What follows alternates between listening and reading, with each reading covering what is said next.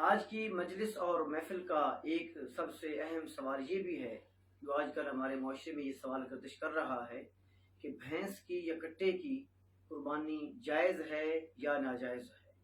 آئیے اس ضمن میں ہم قرآن مجید فرقان حمید کی آراء سے اور جمیع اہل اسلام کے فقہا کی آراء سے آگاہی حاصل کرتے ہیں۔ اللہ تعالیٰ جل وعلا فرماتے ہیں وَأُحِلَّتْ لَكُمُ الْأَنْعَامُ، تمہارے لیے تمام چوپائے جو ہیں وہ حلال کیے گئے، اِلَّا مَا يُتْلَى عَلَيْكُمْ، سوائے ان کے جن کی حرمت تم پر پڑی جا چکی ہے یا جو پڑی جائے گی۔ اب اس سے معلوم ہوا کہ تمام جو چوپائے حلال ہیں وہ جن کو ذبح کیا جا سکتا ہے ان کی قربانی بھی کی جا سکتی ہے۔ یہ سورہ حج کی آیت ہے اور قربانی کے تمام احکامات جو نازل ہوئے ہیں وہ سورہ حج میں ہیں۔ اب اس سے پچھلی آیت میں ہم چلتے ہیں، اس میں بھی یہی ہے کہ یشہدوا منافع لہم، کہ ان قربانی کے جانوروں میں تمہارے لیے بے شمار منافع ہیں، وَيَذْكُرُوا اسْمَ اللَّهِ فِي أَيَّامٍ معلومات، ان معلوم دنوں میں اللہ کا نام ان پر لو علی ما رزقہم من بہیمۃ الانعام، ان بے زبان چوپایوں پر اللہ تعالیٰ کا نام لو، ان کو ذبح کر ڈالو، فَكُلُوا مِنْهَا، پس اس میں خود بھی کھاؤ، وَأَطْعِمُوا الْبَائِسَ الْفَقِيرَ، اور مصیبت زدہ محتاج کو بھی کھلاؤ۔ اب یہ بات واضح ہو گئی کہ قربانی کے جو حلال جانور ہیں چوپائے ان پر اللہ کا نام لے کر ان کو ذبح کر کے کیا جا سکتا ہے۔ صرف شرط یہ ہوگی کہ جانور پالتو ہو اور آپ کی ملکیت ہو۔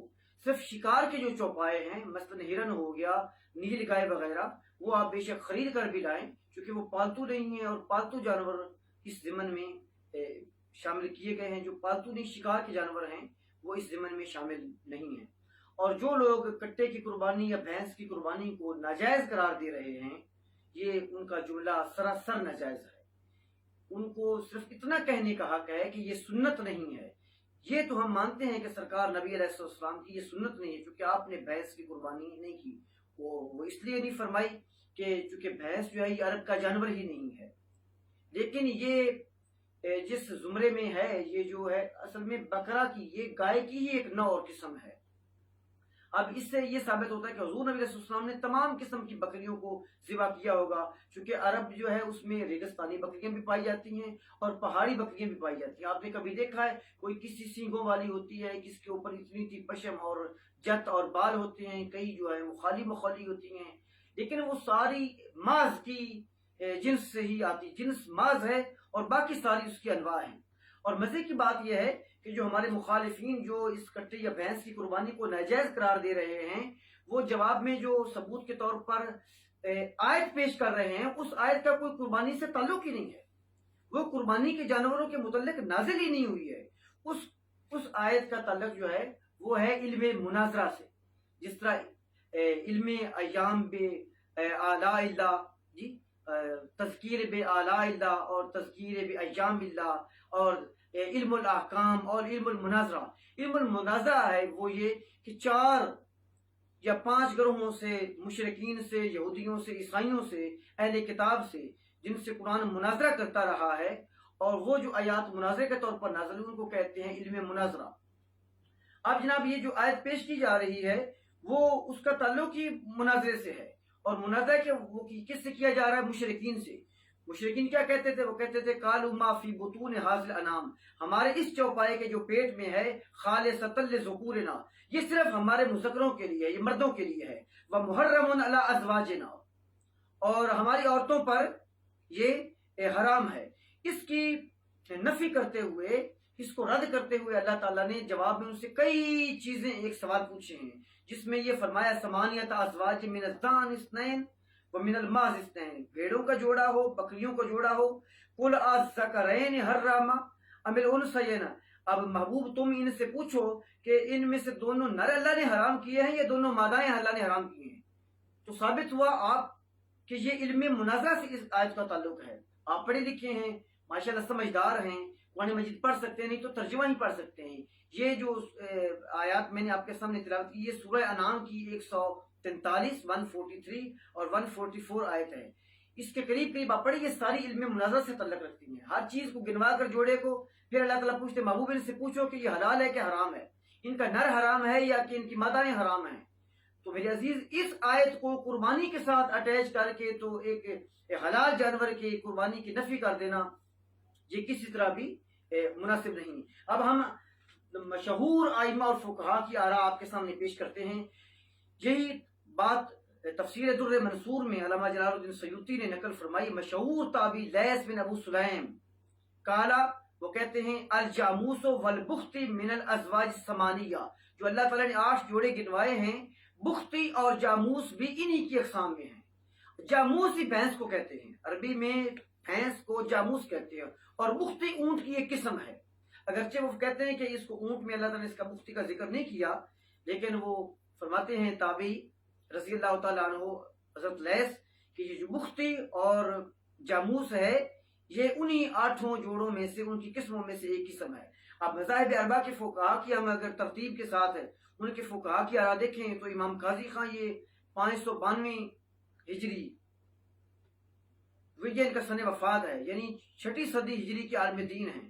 فرماتے ہیں العزیۃ تجوز من اربعۃ من الحیوان، یہ قربانی جو ہے یہ 4 قسم کے جانوروں میں کی جاتی ہے، الزان بھیڑ، والماز اور بکرا بکری، والبکرا اور گائے، والابل ذکورھا واناثھا، ان کی مادائیں بھی قربانی کی جا سکتی ہے، مادوں کی بھی، اور ان کے نروں کی بھی قربانی کی جا سکتی ہے۔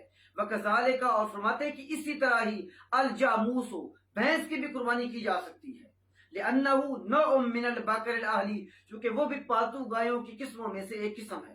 یہ فتاوی قاضی خان کے ایک حنفی عالم کی ہے۔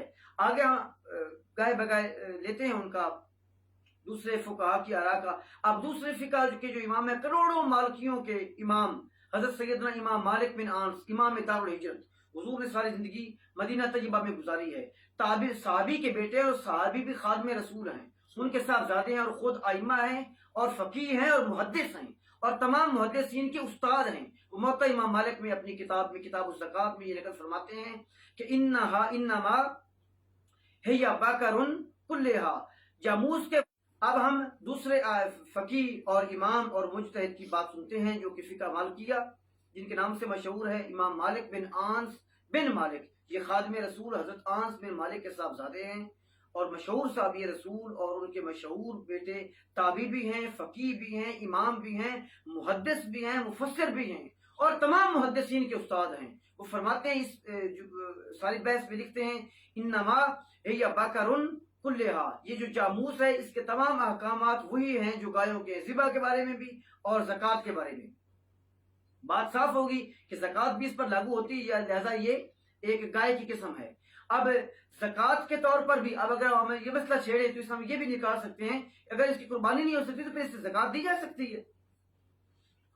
جس کا مطلب ہے کسی کے پاس ہو تو پھر وہ زکوٰۃ نہ دے، نہیں، چونکہ یہ مال ہے اور ملکیت کا مال ہے اور ایک یہ گائے کی قسم ہے، لہذا اس پر زکوٰۃ بھی واجب ہے اور اس پر زکوٰۃ بھی فرض ہے اور قربانی بھی اس کی لازم ہے، قربانی بھی کی جا سکتی ہے۔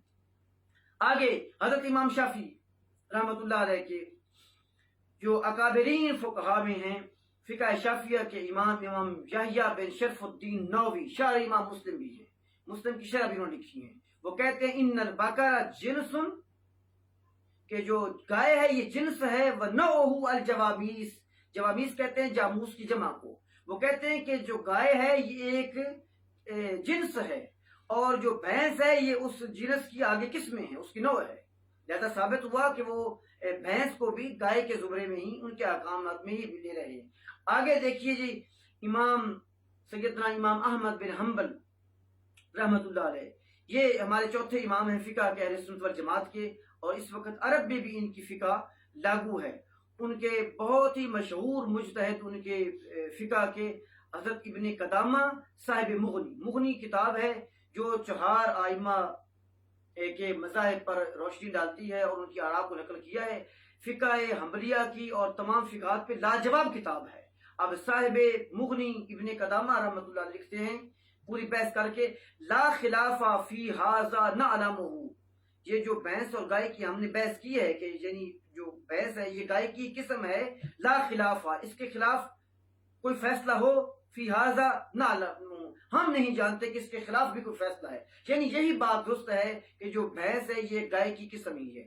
آگے میں ایک آپ کی تسلی کے لیے ایک اور قول نقل کر دیتا ہوں، ابن منذر وہ تمام جمیع اہل اسلام کا عقیدہ بیان کرے، وہ کہتے ہیں اجمع